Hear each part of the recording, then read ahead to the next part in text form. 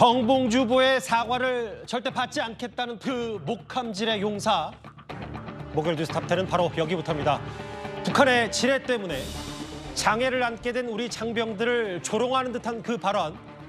박용진 의원과의 경선을 승리한 정봉주 후보의 막말이 이번 총선판 초반 변수로 떠올랐습니다. 오전, 오후 당사자들의 입장 표명이 있었기 때문에 이 이슈가 꽤 숨가쁘게 오늘 하루 종일 움직였는데요. 일단 논란이 큰 정봉주 후보의 목소리부터 먼저 듣고 오겠습니다.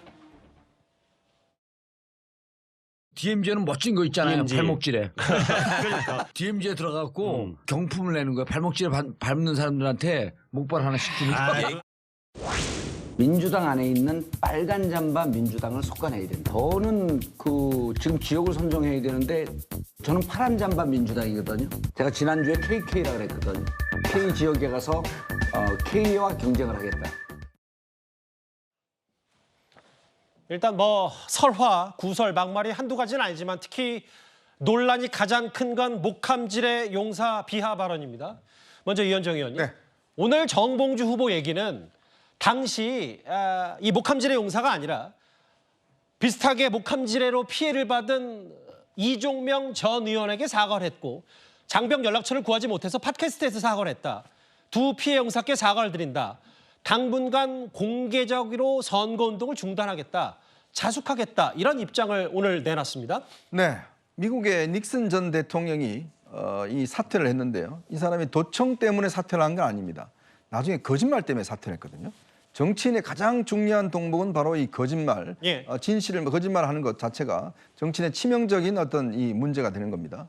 자, 정봉주 의원도 마찬가지입니다. 지금 그 발언 자체가 보면 정말 이 하재헌 중사가 도저히 받아들일 수 없는 이야기 아니겠습니까? 만약에 본인이 정말 저 문제에 대한 발언의 심각성을 처음에 깨달았다 그러면 예. 그 전화번호 찾는 거 그렇게 어렵지 않을 겁니다. 근데 이종명 의원이 그때 기자회견을 했어요. 그 문제와 관련해서. 그러니까 이종명 의원한테만 이제 가서 이야기를 한 거죠. 이 유감을 표명한 것인데. 자, 그렇다면 본인이 이야기했던 당사자, 그 당사자는 누구겠습니까? 바로 이 하재헌, 김정은 이 두 명의 우리 이 용사들 아니겠습니까? 예. 그렇다면 본인이 조금의 잘못이 있다면 지금 세월이 얼마나 흘렀습니까? 그러면 그 부분에 대해서 충분히 어떤 사과를 할 수 있는 기회가 있었음에도 불구하고 사과를 하지 않고 이제 문제가 되니까 당사자들이 그때 사과를 했다라고 지금 거짓말을 한 거거든요. 예. 저는 이거는 결정적인 저는 문제라고 봅니다. 즉 본인이 첫 발언도 이거는 정말 용서할 수 없는 이야기고 예. 하지만 또 한 번의 거짓말을 통해서 이분은 정치인 자격이 없다. 진실성이 잃어버린 정치인이 과연 국민에게 어떠한 호소력이 있겠습니까? 저는 그렇기 때문에 오히려 이 지금 뒤늦게 한 이 이야기, 선거운동 중단한다고 해결될 문제가 아닌 것 같습니다.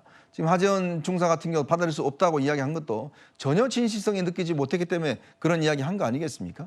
저는 그렇기 때문에 이 문제는 이제 본인의 선택만 남았다 이런 생각이 듭니다. 잠시만요. 그러니까 이현정 의원님 말씀은 당시 7년 전에 그 막말도 막말이지만 목함질의 그 용사에게 사과하지 않았다는 이른바 허위 사과 논란, 이게 좀 더 몇백 배 더 큰 이슈다 이렇게 판단하시는 거예요? 그렇죠. 본인이 상황을 좀 모면하기 위해서 지금 거짓말을 한 거 아니겠어요? 그렇다면 앞으로 정봉주 전 의원이 이야기한 후보가 이야기하는 예. 이야기를 누가 믿겠습니까? 그 이야기 자체를 믿지도 않을 텐데. 자, 그러니까 지금 본인은 중요한 이 공직 후보자로서 국회의원 후보자로서 해야 되는 자질 이거 자체가 없다는 걸 본인 스스로가 저는 시인한 거 아닌가 이런 생각이 듭니다. 당분간 선거운동 안 하고 자숙하겠다. 물론 그럼에도 본인이 이번 총선에 나서지 않겠다는 얘기는 덧붙이지 않았고 과거 저렇게 2015년에 거의 죽을 고비를 넘긴 북한의 지뢰 때문에 장애를 입은 저 군 장병들에게 사과를 하긴 했습니다. 여당은 여기 보시는 것처럼 정봉주 후보를 선거법 위반으로 고발을 했고요. 그러면 저희가 이제 뉴스탑10 조금씩 더 바로 본론으로 가보겠습니다. 그런데 오후에 이 목함질의 용사 하재헌 예비역 중사도 작심한 듯 입장을 내놨습니다. 정봉주 후보를 향해서 SNS에 사과문 올려서 도대체 뭐 하자는 건가? 마치 지지자들에게 저 사과했어요라고 보여주는 거 아니냐 이렇게 작심 발언을 했는데요. 그리고 저희 뉴스탑10에서 처음으로 하재헌 중사가 육성으로 정봉주 후보를 비판했습니다. 김종석의 빨간 전화입니다.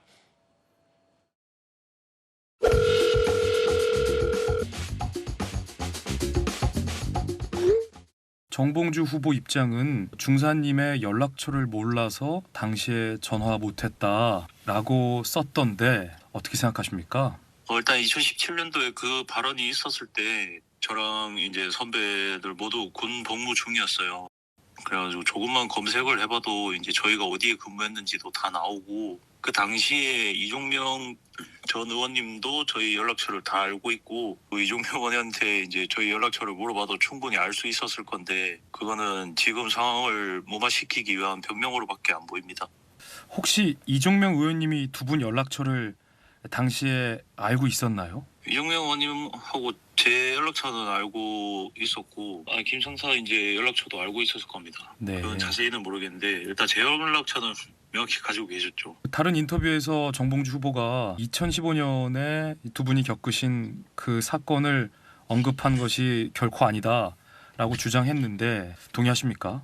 일단 다른 언론을 통해서 이제 저도 봤는데 저희 사건을 겨냥한 게 아니라고 뭐 얘기는 했었는데 그 발언을 하기 2년 전에 저희 사건이 좀 크게 이슈화가 됐었는데 그거를 몰랐다라는 것은 말이 안 되는 것 같고 공직에 있으신 분이 그걸 모를 수도 없는 일이고 또한 이제 본인께서도 사과문에 밝히지 않았습니까? 우리의 연락처를 찾았는데 못 찾았다고. 그러면은 저희를 겨냥한 게 아닌데 왜 저희 연락처를 찾고 그랬는지도 의문이고 좀 거짓 행동과 말뿐인 것 같아서 좀 많이 안타깝네요. 있는 그대로 읽어보겠습니다. 해당 발언 2년 전 사고 모르는 거 이해 안 되고 2015년 사건을 겨냥한 게 아니라면서 왜 우리 연락처를 찾았다는 건가 계속 거짓말과 행동 안타깝다. 저희 지금 그 녹음 파일 이 형식은 김종석의 빨간 전화인데요. 이 인터뷰는 하재헌 예비역 중사와 인연이 꽤 깊은 저희 돌직구쇼의 김진 앵커가 직접 취재한 내용입니다. 양측의 말들이 실시간으로 지금 총선판이 이어지고 있기 때문에 김진 앵커가 저희 뉴스탑10에 먼저 제공을 해줬습니다. 재혁진 변호사님. 네네. 정봉주 후보의 저 말 본인을 겨냥한 게 아니라 이종명 의원에게 사과를 했다는 저 발언은 어떻게 들으셨어요? 그러니까 앞뒤가 맞지가 않잖아요. 왜냐하면 이렇게 지뢰 폭발 사건 하면은 그럼 누가 생각납니까? 하재헌 당시 하사하고 김정원 당시 하사가 생각나는 거 아니겠습니까? 예. 제가 찾아봤더니 하재헌 씨가 1994년생이에요. 그런데 이 사건이 언제 일어났느냐? 2015년 8월 4일 아침 7시 40분에 일어난 사건이에요. 예. 그러니까 하재헌 지금 중사는 예비역 중사는 그 당시에 21살에 진짜 꽃다운 나이고요. 지금 보니까 키가 원래는 180cm였대요. 그러니까 굉장히 건장한 그러한 그 사람이니까 건장한 청년이니까 그러니까 우리나라 군에서도 제일 요직이 어디냐면은 1사단이거든요. 1사단의 수색대대의 하사였단 말이죠. 그런데 저런 지뢰 폭발 사건으로 인해 가지고 제가 너무 끔찍한데 오른쪽 무릎도 위가 이제 절단될 수밖에 없었고 왼쪽 무릎은 아래가 절단될 수밖에 없었어요. 그 다음에 이 하재헌 하사를 구출하기 위해서 갔던 김정원 하사는 오른쪽 발목이 마찬가지로 절단이 됐어요. 그러니까 우리 진짜 생때 같은 젊은이가 저런 식으로 진짜 그게 됐는데 상해를 입고 장애를 갖다가 입었는데 어떻게 저런 식으로 이야기를 할 수가 있는가? 더군다나 발목질이잖아요. 발목을 갖다가 거꾸로 하면 목발 아니겠습니까? 저런 식으로 조롱하면 진짜 안 됩니다. 그다음에 그래서 제가 궁금했어요. 과연 정봉주 전 의원이 군대를 갔다 왔으면 저런 이야기를 했을까? 그런데 찾아보니까 민주화 운동 해가지고 복역을 했기 때문에 군대를 안 갔다 온 사람이에요. 그러니까 지금 뭐 정봉주 전 의원이 뭐 민주화 운동을 갖다가 했다라고 해도 586 운동권이 왜 지금 욕을 먹는지 저런 이런 사건으로 명확하게 드러나는 거 아니겠습니까? 전 여기에 대해서 정봉주 전 의원의 책임 있는 행위가 필요하다라고 저는 생각이 듭니다. 왜 계속 거짓말과 행동을 하는지 안타깝다. 우리 사건을 겨냥한 게 아니라면서 그러면 왜 도대체 하재헌, 김정원 두 예비역 중사, 목함질의 용사의 연락처는 왜 찾았다는 건가 이겁니다. 정말 당사자들에게는 정말 죽을 고비를 넘긴 끔찍한 일이니까 제가 이 영상과 그 부연 설명을 더 소환하는 게 적절한지 참 고민이 깊습니다만 9년 전 저 때 하재헌 예비역 중사 수색 작전 비무장지대에서 벌이던 중에 북한군의 저 목함지뢰가 터지면서 김정원 육군 상사와 함께 중상을 당한 저 하재헌 예비역 중사입니다. 당시 하중사 두 다리가 그리고 김정원 상사는 오른쪽 발목이 절단된 정말 참 참담한 사고가 저 비무장지대에서 발생한 건데요. 앞뒤가 맞지 않고 거짓말 왜 하냐? 어? SNS에 지지자들 보려고 사과한 거 아니냐 안전한 취재 하지연 예비역 중사 저 얘기입니다. 서영주 대변인께도 이 질문을 드려야 될 것 같아요. 그러면서 아마 하지연 중사의 말, 이 말이 좀 핵심인 것 같습니다. 사과문이 어이가 없고 사과 받아줄 생각이 전혀 없다. 민주당 소속으로서 어쨌든 이게 재소환된 이 정봉주 후보의 막말 사과 받아줄 생각 없다는데 어떻게 생각하세요? 그러니까 전반적으로 지금 이제 정치권에서 가장 국민들 눈높이에 맞지 않는 게 막말이죠. 보통 우리가 이제 설화라고 얘기를 하는데 이거는 여야가 공이 늘 경계하고 있잖아요. 그러니까 한동훈 비대위원장도 최근에 보면 성일종 의원의 그 이토르미 인재 발언과 도태우 후보의 5.18 북한군 개입 이 부분이 이제 단초가 된 것 같아요. 한동훈 비대위원장도 이 부분에 대해서는 말 조심해라. 절대 안 된다 해서 사과를 했고 그래서 그런 측면에서 이제 정봉주 후보 자체가 예. 과거 발언인데 부적절하죠. 국민들 눈높이에 맞지 않고 두 분의 지금 말하자면 이 군 하사관들께서 이런 일을 당했으면 당시 이런 얘기도 정말 해서는 안 됨에도 불구하고 거기에 진정한 사과를 했으면 됐죠. 부사관. 예. 그렇죠. 이런 부분들이 당시 상황이 이랬었고 제가 당시에는 좀 생각이 짧았다. 예. 그리고 정말 죄송하고 죄송하다. 다음부터 이런 일이 없도록 하겠다 되는데 말씀한 대로 이게 그 변명 과정에서 거짓말처럼 이제 드러나는 것입니다. 이게 굉장히 그 정봉주 후보 차원에서는 이게 방어가 안 되는 거예요. 어제 해명 논란이 사실 더 그렇죠. 크겠죠. 이제 예. 거짓 해명 자체는 정치하는 사람 입장에서는 신뢰 아닙니까? 예. 그래서 이 신뢰를 깬다는 차원에서는 당을 위한다면 본인의 어떤 거취를 생각해야 되는 지경까지 이르는 상황이거든요. 잠시만요. 그러니까 서영주 대변인 개인적인 시각이시겠죠, 당연히. 네, 저 개인적인 시각인데. 당이 어떤 조치를 하기 전에 저에게 나왔으니까 이게 총선판에 미칠 여러 악영향, 뭐 총선판 상관없고 당사자들에게 사과조차 하지 않았다는 게 만약에 제대로 드러나면 스스로 판단해서 출마하지 않겠다고 바로 얘기하는 게 낫다고 보시는 거죠? 일단 뭐 이제 당을 생각한다면 그런 것인데 지난 그 정치사를 보면 노무현 대통령 시절에 당시 이제 탄핵 열풍이 있었을 때 정동용 예. 당시 후보가 어떤 설화가 있었습니다. 예. 노인 폄하 발언이 있었어요. 당시에 저희가 이제 우위가 있었는데 한 20-30석, 30-40석 날라갔어요. 예. 그다음에 이제 10년 전인데 김용민 예. 팟캐스트를 했던 그 후보도 거의 후보 등록 전에 막말 논란에 휩싸여서 사퇴 한 해 만에 시간을 끌다가 당시에도 총선을 망쳤습니다. 12년 전에 그랬죠. 그렇죠. 18년 지선에 이부망천 발언이 국민에 있었고 그다음에 민경욱 의원이 20년도에도 이 막말 발언이 있었는데 여야를 막론하고 이 부분이 오래 가면 갈수록 총선이 D-27일 남았습니다. 이게 끌면 끌수록 안 좋거든요. 그러면 이 부분에 대해서는 오랫동안 당에서 활동을 했었고 의원까지 하셨으면 좀 진중하게 생각할 이제 시점이 이르지 않았냐라는 좀 개인적인 생각을 합니다. 개인 좀 판단을 해줬으면 좋겠다. 그 당을 위해서든 서영주 대변인의 말. 김영주 의원님 이런 것 같아요. 여기 보면 하지연 중사의 말은 이렇습니다. 정봉주 후보가 찾아와도 만날 생각이 없고 사진 찍고 넘어가려 하겠다면 하겠지만 이용당하지 않을 것이다. 아예 본인 찾아올 생각도 하지 마라. 그런데 이제 이런 것 같아요. 본인이 얼마나 끔찍한 일을 당했고 이게 이제 새 삶 혹은 이제 본인 스스로 스포츠 선수로 다시 살아가고 있는 와중에 어떤 정치권의 소재가 돼서 이용당하는 것 자체도 이건 상당히 개인에게 큰 아픔이 될 것 같거든요. 예, 본인뿐만 아니라 본인의 가족에게도 다시 그 상처를 다시 트라우마를 일깨우는 그런 사건이 될 겁니다. 아마 정봉주 의원 본인은 아차 평창 동계올림픽 얘기하다가 마식년 스키장 얘기하다가 아차 할 수 있어요. 그러나 그때 당시에 정확하게 그 부분을 제대로 된 사과를 했어야 된다고 봅니다. 그걸 놓쳤다라고 하는 부분이 있고 또 실제적으로 보면 여러 차례 이뿐만 아니라 정봉주 의원이 본인의 유튜브를 통해서 지나치게 선을 넘는 그런 발언들이 있었다면 사실은 당의 공관위원회에서도 이미 사전에 이것을 말하자면 걸러내거나 박용진 의원에 준하는 그런 페널티를 줬어야 되는 부분 아닌가 그런 부분이 있습니다.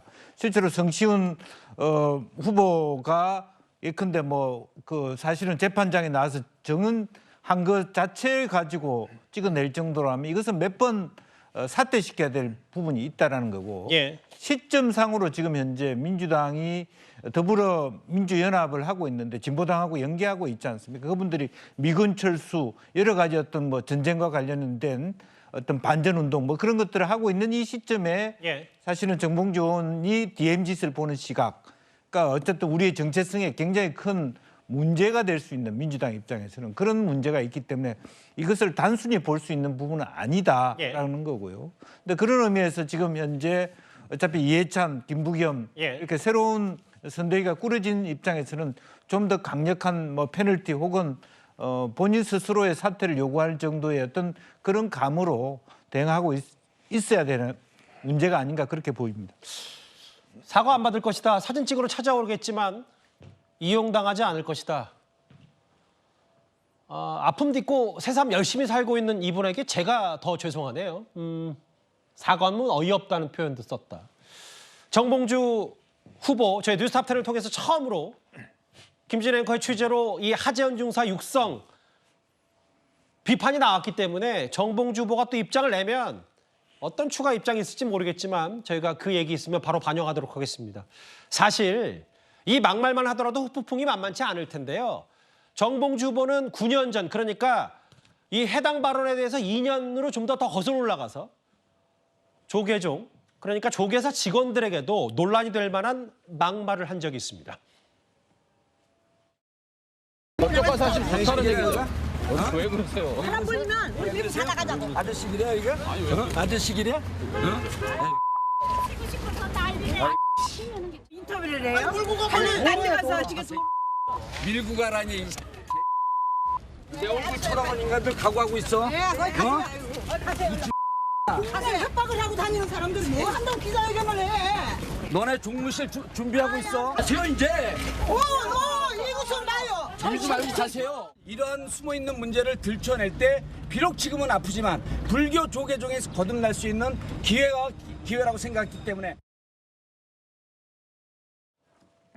저도 같이 봤고 이현정 의원도 같이 보셨는데 저 2015년 영상에 대한 네. 감상평은 어떠십니까? 자, 앞 이야기 제가 잠깐 말씀드리면 정말 고약한 것이 바로 무슨 이야기냐면 멋진 목함지라는 이야기를 합니다. 멋진 목함지래요. 아니 북한이 우리 군인을 이 피해를 입히기 위해서 설치한 그 목함지뢰가 멋지다는 이야기는 김정은 말고 누가 하겠습니까? 그런 이야기를 합니다. 서슴없이. 그리고 그 주변에 있는 사람들이 같이 토론하는 사람들이 깔깔깔 다 웃어요. 과연 제정신인지 제가 한번 묻고 싶습니다. 그걸 말하는 사람이나 그걸 듣고 웃는 사람들이나 정말 제정신 묻고 싶은데 바로 또 저 장면입니다.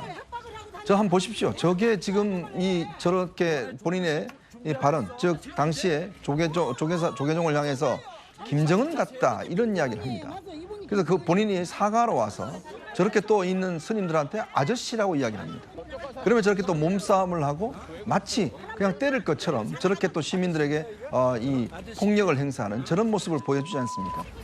저게 바로 국민의 대표가 되고자 하는 바로 정봉주 후보자의 모습입니다. 근데 본인이 사과한다고 저런 모습이 바뀌어질까요? 유튜브에서 댓글 다는 분들 향해서 벌레라고 이야기를 합니다. 사회자가 너무 심한 이야기 아니라니까 무슨 소리냐? 바퀴벌레도 벌레인데 라고 이야기를 합니다. 아니 그 유튜브를 보는 분들이 댓글 다는 분들이 벌레입니까? 그리고 정말 입에 차마 담을 수 없는 이야기를 무작정 이렇게 해내는 저런 분이 과연 민주당의 간판으로 그리고 민주당의 후보로서 박용진 의원을 제치고 국민의 후보가 될 수가 있다? 저는 이거 시간 끄는 것 자체가 이해가 되지 않습니다. 이재명 대표가 이게 뭐 과거 사과했고 뭐 어쩌고 하면서 지금 넘어갔는데 과연 이런 모습을 보시는 그 지역 국민들은 어떻게 보실지 그리고 민주당이 시간 끌면 더 비판받을 수밖에 없다는 거 다시 한번 강조합니다. 자, 정봉주 후보의 막말 논란 불거진 지 이제 한 이틀 정도 된 것 같아요.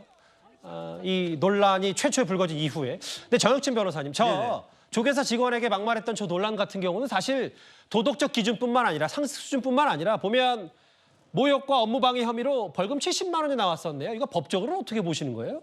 법적으로는 저게 유죄란 이야기죠. 하지만 벌금 70만 원이 그렇게 강한 형은 아니니까 그냥 어느 정도로 이제 처벌을 갖다 받은 것이다 이렇게 볼 수 있는데 그런데 사실은 정봉주 의원이요. 이 건 말고도 제가 확인한 바로도 전과가 여러 건이 있어요. 이제 그런 걸 알아야 될 것 같고 예. 그다음에 제일 문제는 뭐냐면은 저런 분이 우리나라 국회에 들어와 가지고 의정 활동을 해야 하나? 그런 모습을 우리가 또 이번 국회, 다음 국회에서도 또 봐야 되나? 예. 더 문제는 뭐냐면요.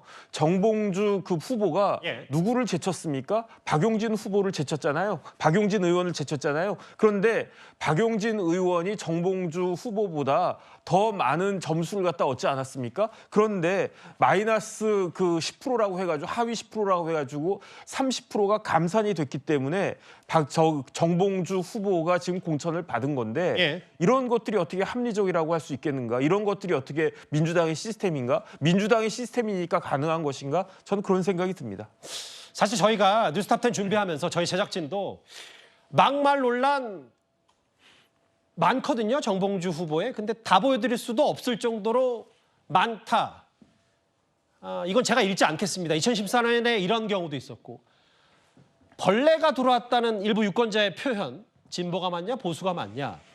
근데 사실 돌이켜보면 민주당 공천관리위원회는 후보자들, 예비 후보자들을 선별하는 과정에서 증오 발언을 5대 범죄, 큰 컷오프 대상으로 규정했었습니다. 성범죄, 음주운전, 직장 갑질, 학폭, 그리고 온 오프라인에서의 증오 발언, 5대 혐오 범죄로 이것을 규정을 하고 혐오 범죄를 저지른 인사가 국민의 대표가 되어서는 안 된다는 이 공감대가 지금 확산되는 이 상황에서 우리 공관위는 이러한 국민의 그 민심을 적극적으로 좀 반영해야 되겠다는 그런 결의를 가지고 있습니다.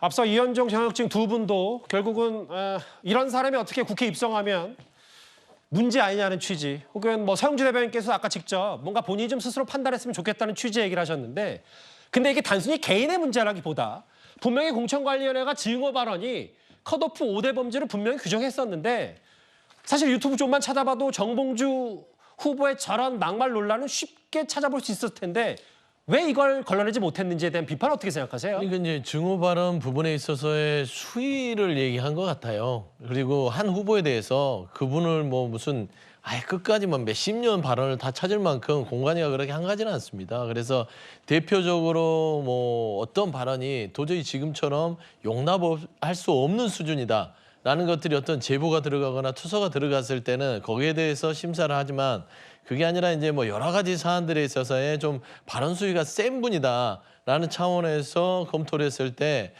자격을 안 줘야 되나? 그래서 이제 뭐 여당도 그런 얘기를 하지만 다양성 차원에서 이 부분은 이 정도 선까지는 인정하자라고 아마 적격 심사를 준 것 같아요. 그러니까 공관위가 조금 더 이런 부분들을 면밀히 살펴봤으면 좋았겠지만 또 그런 부분들을 놓쳤다는 측면에서는 공관위도 책임에서 비판 여부에서 자유로울 수는 없습니다. 예.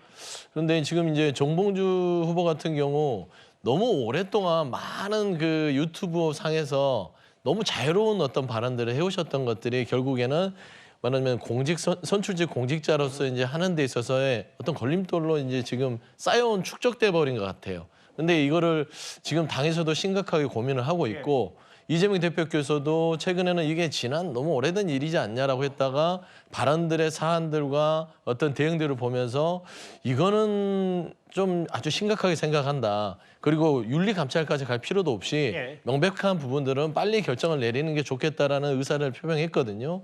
그렇기 때문에 이제 정봉주 후보가 지혜롭다면 당에서 어떤 결정을 내리기 전에 지금 이 수위까지 왔으면 본인의 가치를 본인이 결정해 줬을 때 당연히 좀 더 자유로울 수 있지 않겠습니까?